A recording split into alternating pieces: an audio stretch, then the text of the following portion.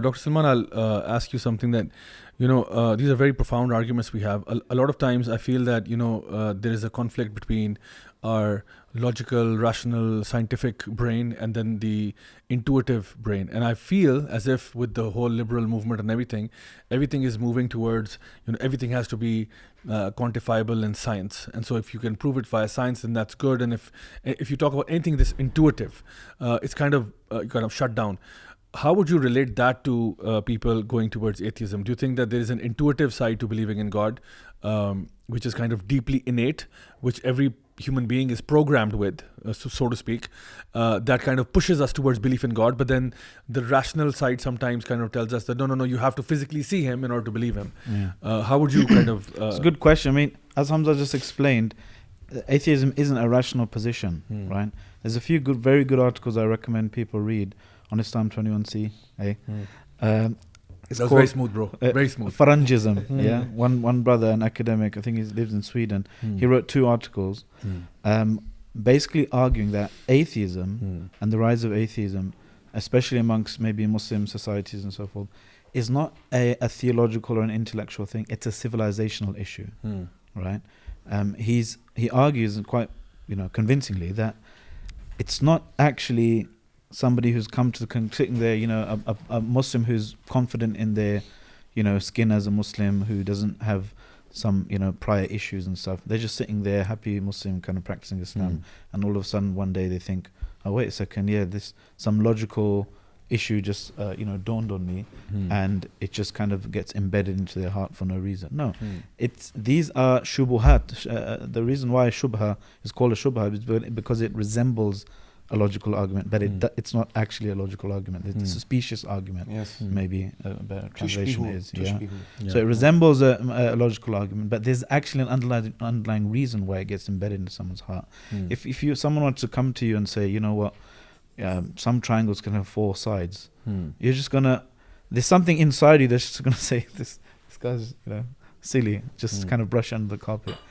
But if there's, there might be some psycho-spiritual, mental health issues or whatever, or something you're going through, or maybe some kind of trauma that may allow that otherwise ridiculous statement and self kind of contradictory statement to embed itself with you and occupy your mind and think, maybe there are 4-sided triangles, and wow, I wonder why, maybe when you're a bit too sleepy, or like we are now, that it's some random thing that we might otherwise brush aside, it might get embedded into our mind, and we might start thinking about it, and start building things on top of that.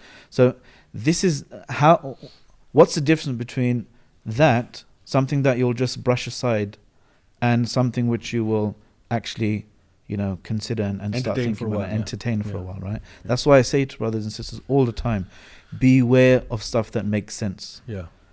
The universe, the truth, reality is under no obligation to make sense to you. Whether something makes sense to you or not is not the same as whether something is true or not. Truth, we have ways to deduce. Some things are true, although they might not make sense to us. But we know mathematically, for example, or via deductive logic, that it's true, right? Or we can deduce things that we can't see or experience or measure directly. But whether something makes sense to you is a function of your own human cognitive faculties, which are clouded by, biases. They're clouded by desires, as Sheikh said. They're clouded by emotions. And these, when somebody's actual kind of thinking process is clouded, then they might be more susceptible to one shubha, one strange argument or another. That's why, one brother, Professor, I want to give him credit, Professor Yaqub Ahmed, Ottoman historian. He said something really amazing once in podcast. He said, our parents, they absorbed Islam through osmosis. When in that period of their lives and wherever they came from, Islam was just like in the air. It was they absorb it. I started thinking about what osmosis. That's a deep analogy. What is osmosis? Is the movement of water and purity. And anyway, I'm not going to go down that route. But they absorbed it. So, but for some generations or some people in some parts of the world or times in their lives, Islam might be something that they feel is maybe a burden, or something that makes them feel odd among their friends, something that's not popular.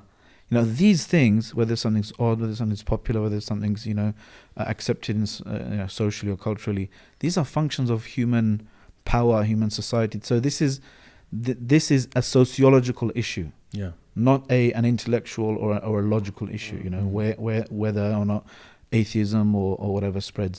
And with Pakistan in particular, what we've been hearing from our brothers when we've been speaking to them, and Youth Club and other places, is that obviously we can't ignore the elephant in the room, okay, of colonization, right? And neo-colonialism and coloniality itself. You're talking about how Maulvis and Maulanas are maybe looked down upon. This is part of epistemicide.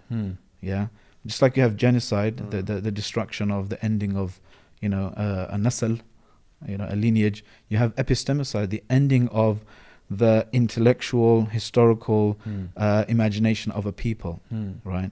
And there's always been two kind of twin impulses for the colonizer. Number one is to dominate and destroy. And number two is to civilize. To so-called civilize. To civilize fashion the savages, to fashion the savages in the image of the master race, right? And this is exactly what the spread of so-called liberalism or Christianity, secularism, which is, in my opinion, is Christianity, right? The secularism, as it is formulated today, is nothing but just the latest wave of Western Christianity. Okay, it's just blind. It's just blind to its own religiosity. It's remove the religious label. But if you look at something like this sociologically, then you can see, yes, clear. It's just the subjectivity of the Western Christian white male universalized to become the neutral, for all peoples to be subjected to. That's out in the air now. That's in osmosis. That's in the atmosphere. What's normal, how we dress, how we talk, how we conduct our business, what we think of is right and wrong. All these things, we don't necessarily cognitively think about these things, but they are imposed or inherited or broadcast and propagandized from a very particular horizon, right, which is white Western European. So that is, I think, the real elephant in the room here. It's not an intellectual thing. Of course, that's why we have people like Hamza if somebody does, just to show them that how irrational it is, atheism. But sometimes even answering a question logically 100%. Actually makes it worse, because that person might think, oh wait, maybe there's some, look at this thick book written about refuting atheism. Maybe it has, why would you read such a thick book? So it's really about, and as Hamza and Sheikh mentioned, the thing with atheism and theism, belief in Allah Jalla wa Ala, is, it's, if we recognize that the primordial human state, the default position, is recognizing and knowing his creator or her creator, then the discourse with the atheist shifts to not proving the existence, but reminding them. And the way you remind someone is not the way you convince someone in the first place. True or not? Agreed. Right. Even the ayat I mentioned, what I did was a secondary aspect of those ayat. The primary function of those ayat are not even to rationalize. They act as triggers to awaken the fitrah. I need to be clear about that, because I don't want people to think I have to go into these ayat like this. No. This, if you want to be intellectual about it, if necessary. But the primary function, prima facie, the on the surface reading of these ayat, the epistemic nature of ayat are there to trigger the fitrah. I needed to make that clear, because I don't want people thinking that, so that's very important. That's why in the Quran we don't find maybe a discussion about atheism, except maybe 1-2 verses, as you said in the beginning. And this has to be clear for everyone, because so many people think that, the Quran is the book of Aqidah, the Quran came to guide us, so there must be a discussion about atheism in the Quran. No, not necessarily. Don't force what you think, on the Quran. No. Study the Quran carefully and ask yourself, why there was no discussion about atheism in the Quran. Yeah, because it's not something intellectual to be argued. I always mention to people that I attended that actually, a question. A man sat on a chair, yeah, and then he counted the legs of the chair. He found them to be 3. Yeah, why? How? So we were thinking right and left and center, and just someone said, yeah, he counted them from this side, and then that's why he did not see that. And they were coming all the way with intellectual, arguments for that. And then the answer was simply, he was wrong.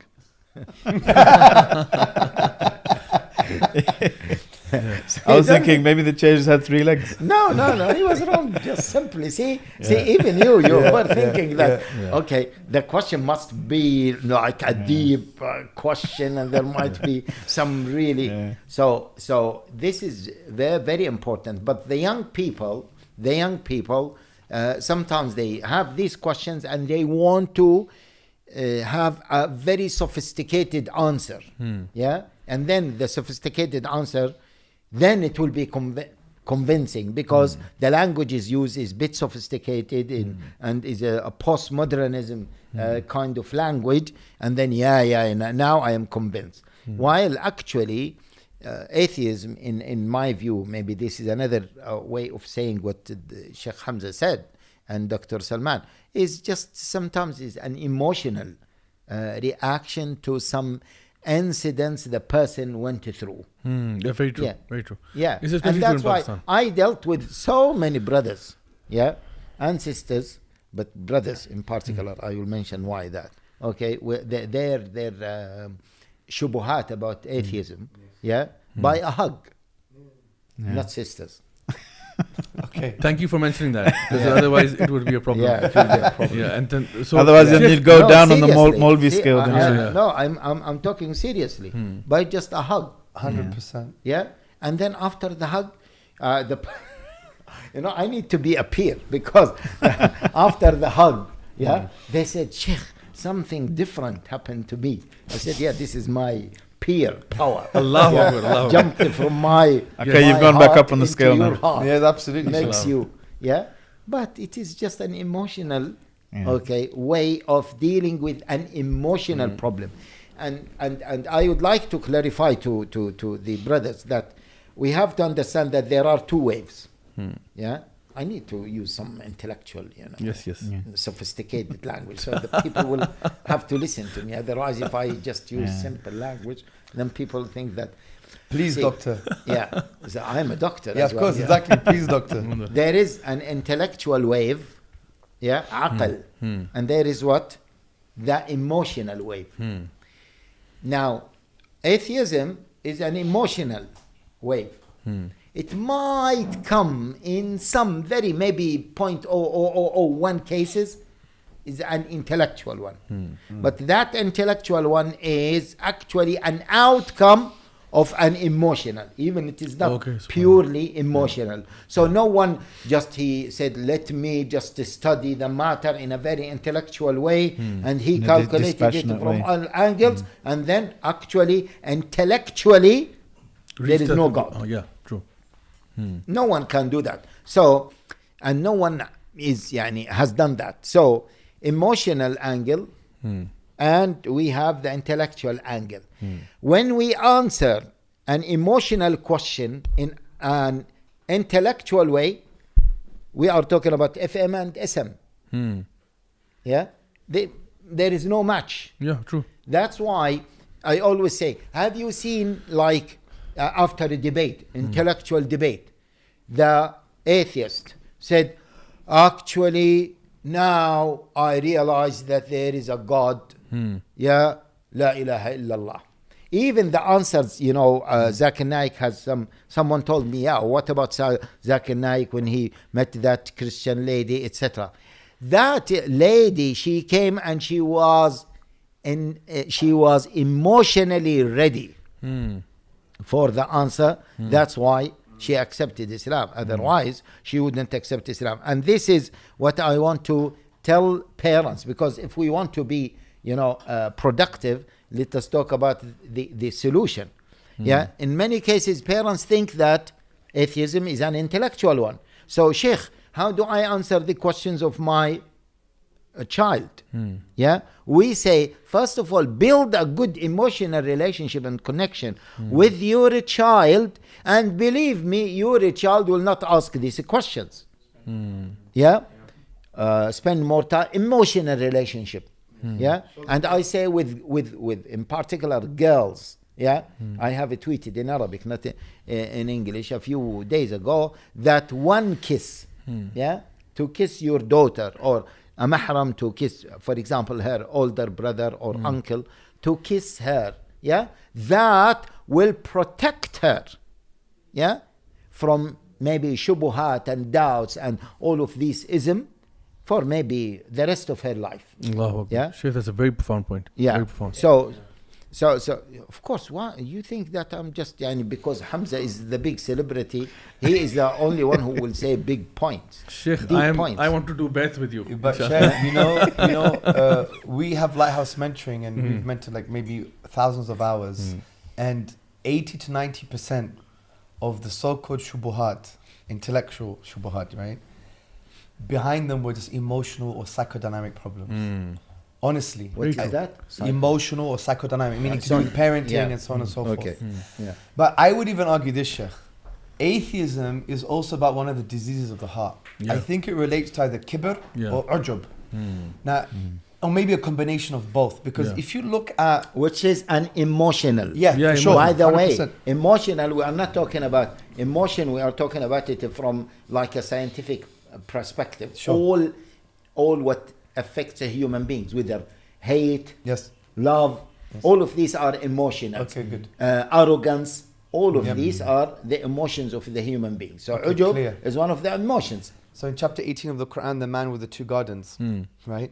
He had this success and followers and wealth, and he thought it's never going to end. Yeah. And he felt even if he does die and go to the akhirah, he'll have even better than anybody else. Yeah. And the ulama said this was the shirk of focusing on the means, not the creator of the means. And atheism, especially in a kind of contemporary sense, post-1950s, post-war, post-1960s, you saw an increase in affluence. Now the increase in affluence created this kind of focus on the means, not the creator of the means. Yeah, and they had this attachment, and it creates this kind of this emotion or this disease, the spiritual disease of the heart, which could be kibr or ujub, or even a combination of both. You're focusing on the means, not on the creator of the means. Like, some people would say, I don't need God. I have a health system, I have money, all of this stuff, because they're not willing to think beyond and think beyond towards the transcendent, because when you have material gain and affluence, you just think what's directly in front of you. You're less likely to think about the transcendent and the cause or the reason behind all of these things. Yeah. So, and we need to be cognizant of that, because we need to realize that there's something wrong inside them that they're not realizing. And can I read a really good quote from this thinker? I thought it was, before the thinker. Yeah, of course. Okay. Let's do this thinker. The Quran. 100%. Yeah, of course. the Quran says, Allah Jalla wa Ala says, وَجَحَدُوا بِهَا وَاسْتَيْقَنَتْهَا أَنفُسُهُم what? ظُلْمًا وَعُلُوًّا. Yeah. So they denied it, but internally they believe in it. Yeah. وَاسْتَيْقَنَتْهَا, not just they think of it. No, وَاسْتَيْقَنَتْهَا أَنفُسُهُم وَجَحَدُوا بِهَا. Why they made it the jahad, the inkar, the denial. ظُلْمًا, out of injustice, and out of kibr. And here, until he finds his quote. I found it, but carry on. He's Googling it. Yes. Okay. No, it's on Dr. Uthman Latif's article. It's Dr. Uthman Latif's article, Sheikh. Okay. Yeah, so you Googled it. No, it's from our website. You want to promote your website. I haven't said it yet. Plug it in. Website. We've already had Islam 21C plugged in. No, it's the Sapiens Institute website. There's Khalas, our website. Why did you mention the name? Because you want to promote it. Because Dr. Mahdi wrote an article is the correlation between affluence and atheism. Oh, it's a very good article, yeah. And he cites Sanchez. I think we published that on Islam 21C, isn't it? Yeah. Just say yes. We're the Just say same. We're yes. the same family. We're the same family. Yeah. We are connected now. Khalas. Now, The umbilical cord is not cut. It's Just been I want to say that before. Bismillah. Sorry. Please, no, of course, Sheikh. Yeah. Please. No deviant aqidah is rational. Allahu Akbar. Yeah. No deviant aqidah is rational at all. Whether within those who attribute themselves to Islam, yeah, Allahu Akbar. or Deep thing. those who are away from Islam. And on contrary, anything that is logical, it is Islam. Allahu Akbar. Subhanallah. Yeah? Yeah. Anything that is illogical, it is not Islam. So, for example, some deviant sects that they attribute themselves in Islam, to Islam. Yeah? Whether those who, without mentioning the name of the sect, okay, because maybe there are some legal issues here. Those who deny that Muhammad sallallahu alaihi wasallam is the final messenger, but they call themselves as Muslims. Yes. Is it really logical? It's not. It's completely illogical. This is my mobile phone, okay, because I'm a busy person, that's why people are calling me. Is their argument logical? It doesn't make sense to believe in Allah and to say we are Muslims and to deny that the Prophet ﷺ is the final messenger, unless you deny that he was a messenger. So it doesn't make sense. Again, those who, in Pakistan here, we have certain people who deny the authority of the hadith. Yeah? The hadith. Again, it is illogical. Yes. Those who insulted the And Sahaba. because maybe the hadith says something that they don't like. So it's emotional. Yeah, It's yeah, emotional, but yeah. otherwise it is illogical.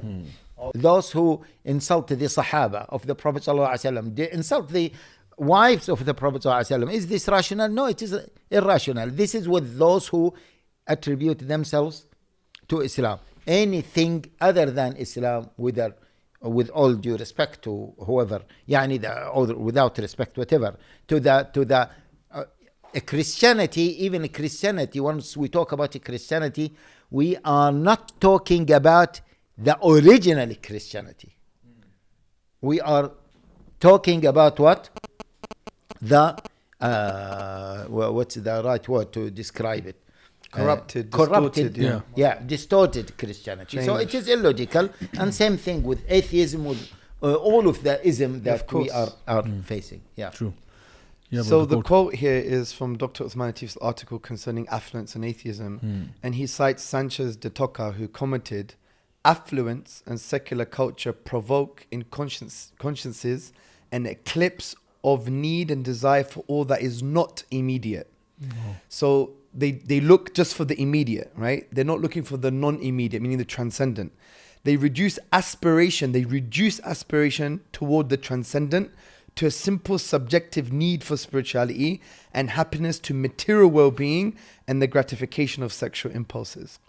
Wow. Yeah. So this is his statement, or he quoted no, someone? this is a citation of he cited Sanchez de Toca. So there are thinkers, even from a Western perspective, they're appreciating that it's not because of the growth of science, it's the growth of affluence that science may have brought, and that has created this internal disease emotion, just like the type of shirk of the man with the two gardens, focusing too much on the means, not the creator of the means.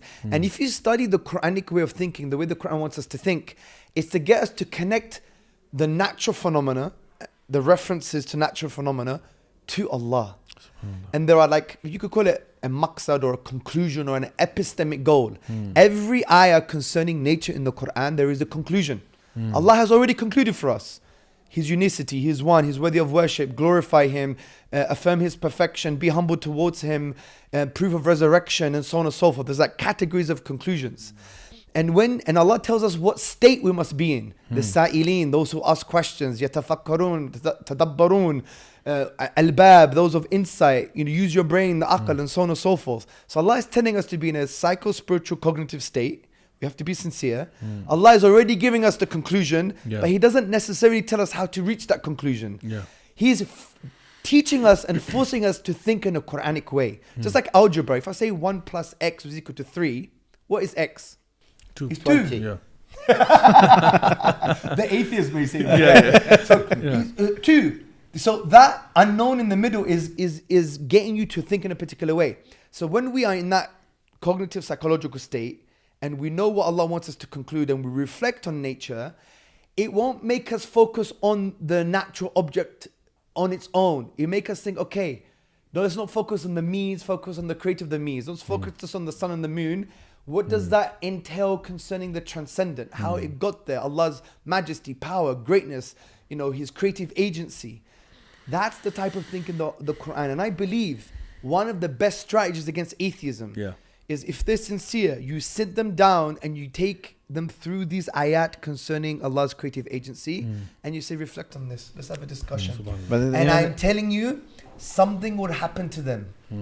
It is inevitable. This is a Quranic way, because what does Allah focus on? The cosmos and the world and the universe and the stars. And why are the structure of these ayat in a particular way? Go through the whole Quran, you see this. Every time Allah mentions nature, either the beginning, in the middle, the end, there is a conclusion about His unicity or some of the things that I mentioned. True. So when we reflect properly, it's inevitable you're going to form that conclusion if you're sincere and if you're in the right cognitive spiritual state. So if you get people, and you should use the Quran as a form of da'wah. And if you do that, it could create awakenings. And if they reject it, then no, wallahi, there's something wrong with it. Allahu Akbar. I was like 23 or 24 years old the first time I actually saw the stars. Really? Are you serious? Yeah, properly. SubhanAllah. Because we grew up in London. At night we just see. And that's when I came Maybe to the moon. university. Yeah. No, good one. I was driving between one city and another. We used to be a part of FOSIS, the Federation of Student Islamic Societies. We were driving to Exeter, and there's that stretch of road for miles and miles, which is no street lights or anything, right? And I looked at the windshield while I was driving. I thought, there's something on this, and then I said, wait a second, that's the stars. I'd never seen it before, so I actually we had to park the car and just marvel up at the stars. And I think this is one of the biggest reasons, personally, that atheism is spreading, because you're never actually in contact with the creation of Allah. You're in concrete jungles. You get your meat from the supermarket. You get your vegetables from the other aisle. You order the pizza. Everything. Exactly, it comes to you. And I think there's a separation from actual, creation, actual nature. It awakens the fitrah inside you. And also, there's something about affluence. There's something with regards to affluence. There's something about satiating your desires that kind of turns off your thinking. Even kind of neurologically. Makes you feel kind of like you're self-sufficient, basically. There's that as well, but just neurologically, your desires come from where? The most primitive parts of your brain and central nervous system. Bestial. Yeah. They come from, your hunger, thirst, the desire for, sexual reproduction. These are like the most animalistic, simple things. If you're busy in indulging your desires, then the higher faculties in you as a person and as a self, not just looking at it naturalistically about the the nerves and the parts of the brain and central nervous system, but generally, your nerves. If you're busy in satiating your desires, you're eventually going to be someone who's just walking around being governed by the material impulses. And that's what liberalism is. That's it's the aqidah of the hawa. It's the philosophy of the most primitive material impulses of the human being.